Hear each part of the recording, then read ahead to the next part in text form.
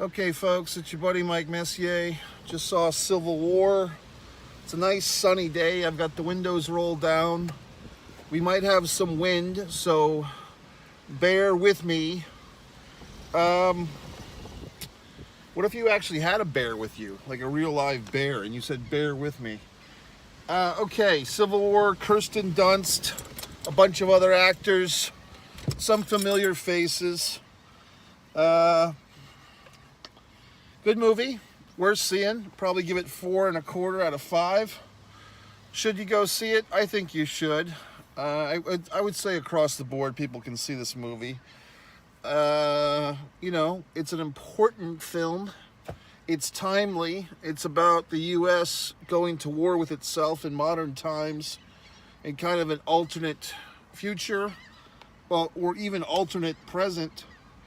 And if you've been following things for a while, you might have seen that Texas, every once in a while, you'll hear a hiccup of information that Texas is wanting to secede from the Union. And guess what, folks? These things happen. Would these birds shut the fuck up? God, we're seagulls. Whoa, who gives a fuck? Anyway, every once in a while, you hear about Texas wanting to secede, blah, blah, blah. And, a few other states like Florida that I'm in from time to time seem like they might jump on that party wagon. And you have things like the border and abortion and all these topical topics that divide people and are divisive and cause Twitter hashtags, OMG, and all these things. Could this be our future? Well, if you had told some asshole 15 years ago that the movie Idiocracy would seem like a documentary in 15 years, they probably would have slapped you silly and called you a funny guy. But now that wouldn't seem so unusual. As a matter of fact, during the pandemic era, I guess 2020, 2021, I finally got around to watching the comedy Idiocracy. Had never seen it before. Actually paid real live money on Amazon Prime to watch it. $3 or $4, whatever it was. And I didn't really laugh a whole lot, because by the time I got around to seeing it, it wasn't a comedy. It was a haunting reminder of things that have come to be. So, with a film like this, hopefully, no fate but the fate we make, John Connor, Terminator 2, 1991. Hopefully, we will avoid the shenanigans, the desperation, the death that we see our characters go through in this film. It's, in some ways, shall I say, a road trip movie. We have a band of 4 war journalists, 1 writer, 2 photographers, and a young girl photographer, who, of course, the older male photographer was looking to fornicate with. Kirsten Dunst is kind of the emotional center, the gravitas of the film. Her character, Lee, who's named after some famous photographer, or has the same name, I guess, as some real live famous female war photographer, if that was a true thing, which sorry, I don't know my war photography information like the back of my hand. Which side is the back? Is this the back of your hand? Because this is the palm. So how do people know the back of their hand? I mean, you don't sit there and look at it. So anyway, I like the movie. It's one of those movies where it's not terribly enjoyable to watch because, oh my God, this could happen.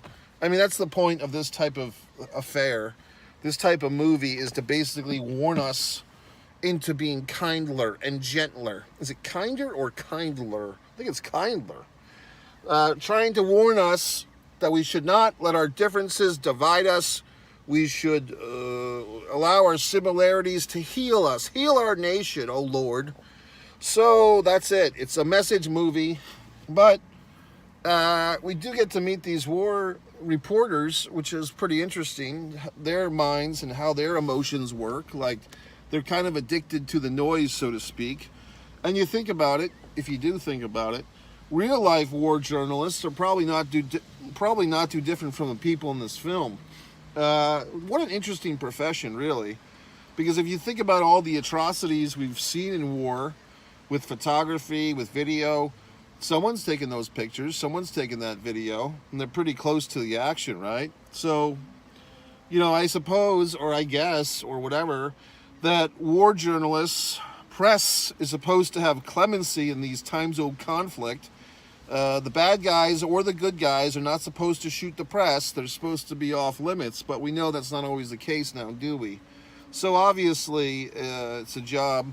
If you think back 5 years ago, the WWE was doing their dirty blood money business with the Saudi Arabian Sports Authority off the heels of a gentleman, United States citizen press reporter who was very critical of the Saudi Arabian government because he was born, I believe, in Saudi Arabia, was very critical, and he was murdered.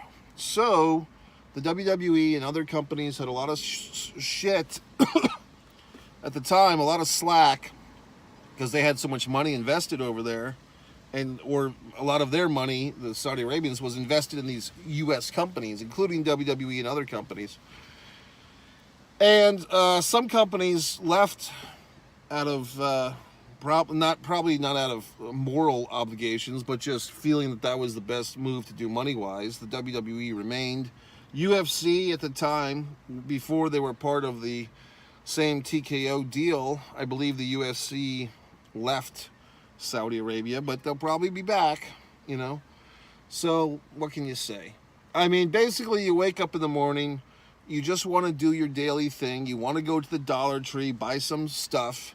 Now, if you sat there and contemplated all the children working in all the factories for substandard wage, or even the adults working in some of these factories so you can buy your $1.25 fucking blow-up doll or whatever the fuck you're buying, you may not be able to live with yourself if you knew where all the ingredients of your lifestyle, all the things you frivolously buy, if you knew the footprints or the fingerprints of these items, you may not be able to be conscionable about it.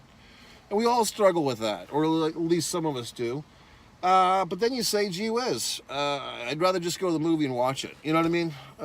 What can I tell you? I mean, at this point, I had a person once upon a time was always preaching to me. Guy was about 20 years older than me, always preaching to me about all these goddamn things, trying to inspire me to go out and take on the world. And finally, I just fucking said, hey, look, maybe, the way that you're talking and the way that I believe already, maybe we as a society are so far off the tracks, it doesn't even matter what I do or what you do. We're so far fucking gone that you just might as well enjoy the last ride. You know what I mean? And that shut the fucker up for a while, for 5 minutes. Because it's true. I mean, if you think about all the goddamn environmental issues, the conflicts, the disease, okay, the international terror, the school shootings, all these things that are horrible. If you and I are trying to solve all these things, we would never fucking leave the house. We would hashtag ourselves into oblivion, baby. We would protest until there was nothing left to protest. We'd have to protest the protests, okay? So at some point, you just say, hey, look, I'm just sitting here watching the wheels go round and round, okay? What the fuck am I supposed to do? I'm going to enjoy my life, and if the world wants to shit in its own bed, then let it shit in its own bed. I have to enjoy myself and go to Disney World once in a fucking while. You know what I mean? I can't cure all the problems. You served me this buffet of bullshit. I'm just picking out the bones of the things I don't want to eat, okay? So there you fucking have it, folks. So, good movie. Like I said, it's hard to say I enjoyed it. It was compelling. It's a warning sign. There's a nice quote in this movie where the KIRSTEN Dunst, I always like saying her name right because I feel very intelligent when I say KIRSTEN instead of KRISTEN. I say KIRSTEN. I mean, what the hell happened with that name? Was there some person who was dyslexic? They were trying to name their child KRISTEN, and they fucked up on the birth certificate and wrote KIRSTEN? So now we have this whole new name we have to deal with that's hard to pronounce. KIRSTEN Dunst, playing this reporter Lee. She goes into the bathtub. No, you do not see nudity. You only see the top of her neck and her head and her contemplative forehead. And she's having these flashbacks to all these horrible situations she's been in as a war journalist, seeing people shot, seeing a man get put on fire, all these horrible things that revoke her memories and torture her. And she says something, God, what does she say? She says something to the younger journalist, the 23-year-old that she's passing the baton to. God, what the fuck was it that she said? Oh, she said, every time I would send a photograph or a video back home, I thought I was sending a warning. Don't let this happen here. Then she looks around to all the war in the United States and she says, and here we are. So fine, folks, when you're sitting there on your YouTube, you're sitting there with your hashtags, you're trying to solve all the world's problems on social media with an Instagram post that you copied and pasted from some other idiot. Just remember Lee's words and just, think about the fact that here in the good old USA or whatever country you're sitting in comfortably, if you are comfortable, you can enjoy your freedom more or less. You can enjoy your privacy more or less. You can enjoy your sanctity, your safety more or less. And then you think about the poor people, not to say poor people, but the people who are in horrible situations in different aspects of the world. You have these 1,000-year wars, these conflicts that I don't understand, that you don't understand. We think we do, but we don't, okay? You have these people suffering, these genocides, all these horrible things, and what can you do about it? I mean, I guess if everyone was an asshole like me and just went to the movies and, just said, what the fuck, then nothing would get improved. So thankfully, there are people that are doing more than I am. Okay, so thank you, whoever you are, probably a lot of folks. But at least I'm aware of it. At least I'm aware of my own insignificance. I'm just here to entertain you, fine folks. So I'm just doing my part. What else? I don't know. It's one of those movies where, yes, it's not going to give you you're not going to feel light as a feather coming out of this thing. Real situations, and quite honestly, we're not that far removed from the things happening in this film. And if you really think about it, the actual Civil War, the war between the states, as those in the South might say, the war of northern aggression, we're not that far removed from that. Less than, let's see, 1860 to 1864, was that correct? And what is it now? 2024, so 150 years ago? That's not that long.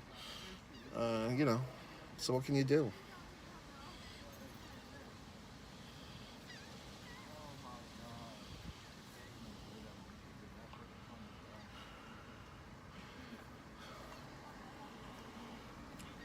So I like the movie.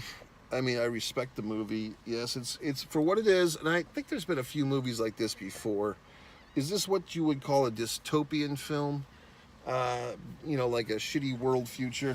But I think a lot of times movies like that are more like sci-fi oriented, like Blade Runner and so forth. I just rolled up my windows because I got sandwiched. There's a couple of people on my left talking. There's some person that just parked on my right. So now I have to roll up the windows and be uncomfortable for a moment. You